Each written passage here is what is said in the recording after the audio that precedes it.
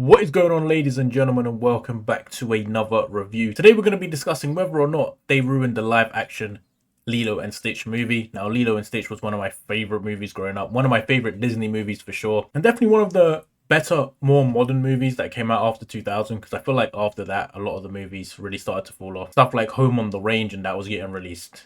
Chicken Little and that, you know what I mean? Like, that was a level of movie, and then they just had this banger, like, somewhere in between all that. I'm not gonna lie, the live action remakes have all been pretty shit. I've only seen 2 of them up until this point because I can't be asked to ruin my brain and watch some more fucking garbage. I'd rather watch something good. I watched Snow White just because it was such a spectacle, and that was shit. And I saw Jungle Book, which was one of the first ones, which was okay. I watched it on a plane, so that says it all. But getting into my expectations, honestly, my expectations were pretty low considering some of the things I heard about the movie before. Although, you know, the reputation speaks for itself with the live action remakes, and I was just hoping they didn't ruin it. Like, totally just butcher the IP. And I kind of think they did. I'm not gonna lie. Like, whoever's rating this film good probably has a lot of nostalgia on it. Let's talk about the good stuff. And there's not much, I'm not gonna lie. I think they got the character of Stitch right. You know, all the Stitch stuff is fun. It's kind of like the original. He's animated well, and most of the things with him involved is good or fun. Although some of the scenes they did butcher, but he is the positive of the movie. And I'll say they made an attempt to create some of the good moments from the first movie. Like, they tried to paste the scene, like some of the iconic scenes, onto the live action. There's some nice ones, there's some that just don't make any sense, but hey, they tried. I take that. Now, obviously, onto the more important thing, all the bad stuff in this movie.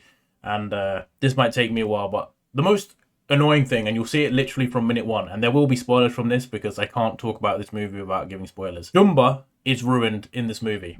Literally, he is ruined. I don't know why they decided to make him the main villain. He is the villain of this movie. There is no Gantu, the whale guy. He ain't in this. He's the villain of the original. Why is he not in the movie? But they decided to make Jumba the villain. And from minute 1, when he doesn't have the Russian accent anymore, I was like, yeah, this is going to be shit. Like, I literally was like, yeah, this movie's going to be arse. They've changed his accent. He's now the soy fucking autism guy from Hangover. What's the actor's name? Zach Galifianakis or whatever. He's that guy now. And kudos to that guy. You know, he lost some weight in that, and that's cool. He looks decent, but he's not the right guy to play this character, bro. Like, just find me some random Russian dude or something. Like, I get he's meant to be wacky, and he's meant to be a bit clumsy, right? And I understand why they cast him in that sense, but, bro, why is he the villain?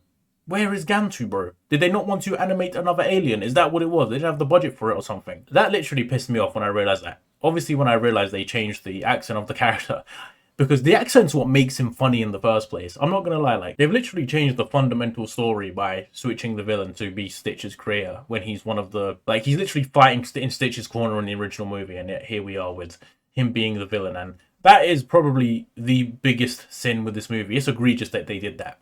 Moving on to other characters they butchered. Cobra Bubbles, who there was rumors that he wasn't even going to be in the movie and he was going to be replaced entirely. Well, they decided to add some random woman as the CPS worker, and they made him a CIA agent from the jump. And, like, I actually like the actor who plays him in this movie, but he's not the right guy, bro. Because Bubbles is some buff, bold guy.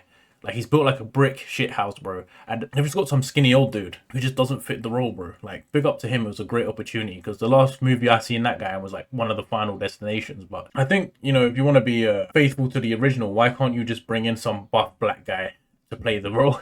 Like, there's so many actors that fit that. I mean, The Rock loves to be in anything. I mean, I guess he's going to be in Moana, but just get Shaq, bro. Just get Shaquille O'Neal to play that role. That would have been hilarious. But I guess, you know, even the guy from Fast and Furious would have been bad.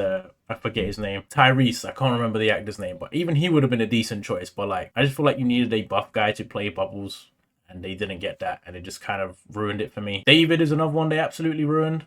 Like, why is he just a fucking bozo, bro? Like, I understand he wasn't exactly a fucking rocket scientist in the original, but he's literally just an idiot. Like, an absolute moron. He has no significant impact on the story, whereas in the first movie, he's actually quite important. Like, he's the whole support system for the family, basically.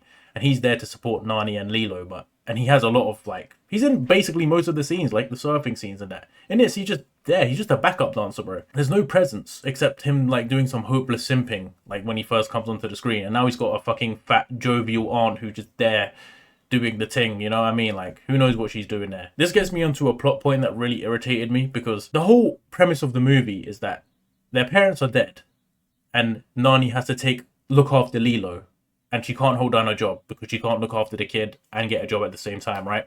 She keeps losing her job, and CPS wants to take Lilo away, right? That's the whole premise of the movie. And in this, they add the added caveat that she wants to go and be a marine biologist, because of course they had to add something extra, but whatever. What gets me is this old lady could have just adopted her from the get-go. Like, at the end of the movie, David and his mum or aunt or whatever she is just say, yeah, look, we'll look after Lilo while you go and study to be a marine biologist. Why couldn't they do that in the beginning and we wouldn't have needed the movie, bro? There's no point in the story. It just contradicts the whole point.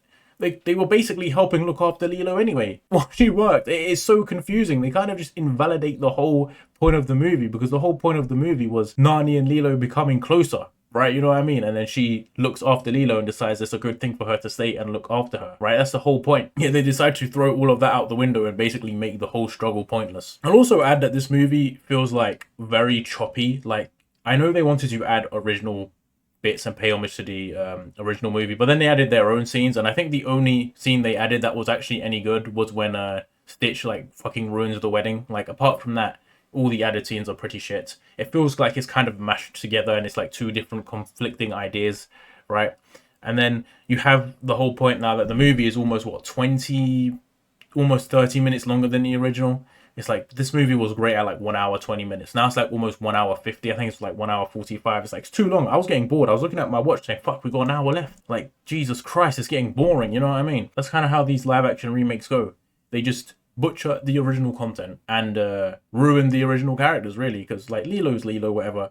Nani, I think she's better in the original. David's better in the original. Jumba's better in the original. Bleakley is just some random dude. I mean, it's basically the same character. They didn't do too much damage to that character, at least. But almost every character is worse in this movie. And getting back to the point that they removed, or they changed Bubbles' role, the CPS woman is basically irrelevant. Because when it comes to chasing Stitch and dealing with the aliens, they leave her behind in the forest, bro. Who knows? She's just gone. They just left her behind. So basically, they could have had Bubbles the whole time and just cut that character out completely, in my opinion. Overall, my thoughts on this movie. The movie is fun when Stitch is on the screen. A lot of the hijinks he gets into is pretty fun. The character of Stitch is fun. But the rest of the movie is basically just a waste of time. It's not even close to being as good as the original. Like, I think the original was almost a 10 out of 10. And this is like a 4.5 out of 10 of a movie. I don't think I'd ever watch this again. There's no reason for me to watch this over the original animated movie. There's no reason for anyone to watch this. I don't even think kids will enjoy this movie. That's how boring it is. But yeah, ladies and gentlemen, let me know your thoughts in the comments if you've seen it, if you're going to see it. And yeah, that's my thoughts on the Lilo and Stitch live action. But, you know, I guess it's better than Snow White, but that's not really an achievement. But yeah, I'll see you all in the next one.